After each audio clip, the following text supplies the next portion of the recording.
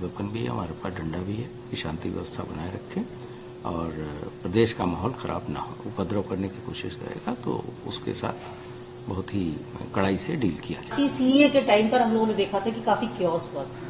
इस बार Uttar Pradesh police CA कानून अगर लागू होता है तो उसको लेकर क्या तैयारियां कर रही है? हमारी तैयारी लोकसभा चुनाव को लेकर लगातार चल रही है और हम लोग बैटल रेडी पोजीशन में हैं और अगर इस तरह के कुछ नोटिफिकेशंस होते हैं तो कानून व्यवस्था बिगड़ने नहीं दी जाएगी। ये मैं आपके माध्यम से सबको एश्योर करना चाहता हूं और चुनाव के लिए और सीएनआरसी भी अगर ऐसा आता है तो हमारा लगातार संपर्क सभी जो धर्म गुरुओं से बना हुआ है।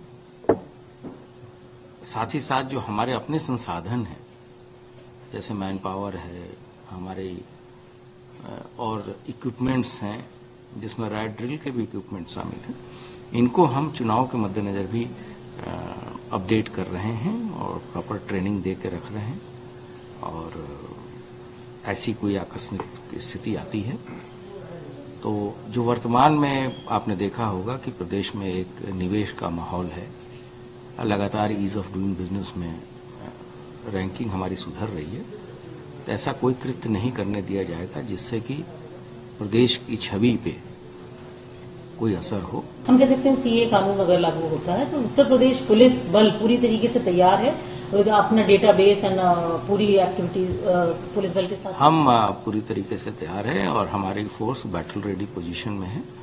हमारे पास अगर हम डाटा प्रोटेक्शन करते हैं तो हमारे पास वेपन भी है, हमारे पास डंडा भी है।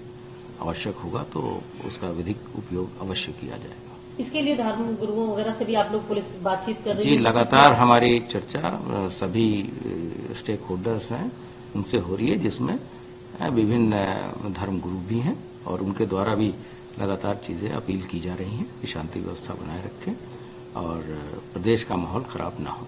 हमने देखा पुलिस कभी किस तरीके का अगर कोई सेंसेशनल या कोई संवेदनशील मामला आता है तो हमने देखा कई बार पुलिस बल कई जगहों पर जाकर के लोगों को समझाने का भी काम करते हैं पहले से, ताकि कोई अव्यवस्था ना फैले या कोई अराजक स्थिति ना हो। क्या इस तरीके का भी कोई पहले से तैयारी है धर्म गुरुओं के साथ? आप खुद भी देखें, अभी किसानों का आंदोलन अन्य प्रदेशों में चल रहा है। हमारे यहाँ कोई किसी तरह की कोई गड़बड़ी नहीं हो। शासन ने कल ही उनके लिए एक बहुत बड़ी योजना का अनाउंस किया है, उनके कुछ बिजली बिल माफ होने की चीजें की गई हैं। तो शासन के द्वारा भी लगातार चीजों को देखा जा रहा है, सबके हित को देखते हुए जनहित में कार्य किए जा रहे हैं।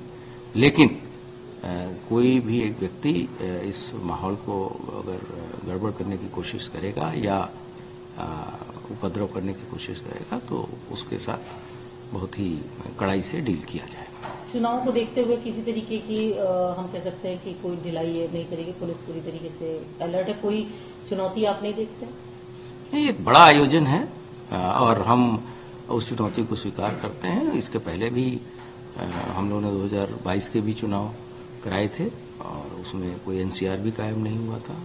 लोकल बॉडीज के चुनाव हुए, अर्बन बॉडीज के चुनाव हुए, इनडायरेक्ट इलेक्शंस जो ब्लॉक प्रमुख इत्यादि के होते हैं वो भी हुए, लोकसभा के भी चुनाव 2019 में हुए थे। तो वो चीजें पूरी तरीके से निष्पक्ष और शांतिपूर्ण तरीके से कराई जाएगी जैसा कि माननीय चुनाव आयोग के निर्देश।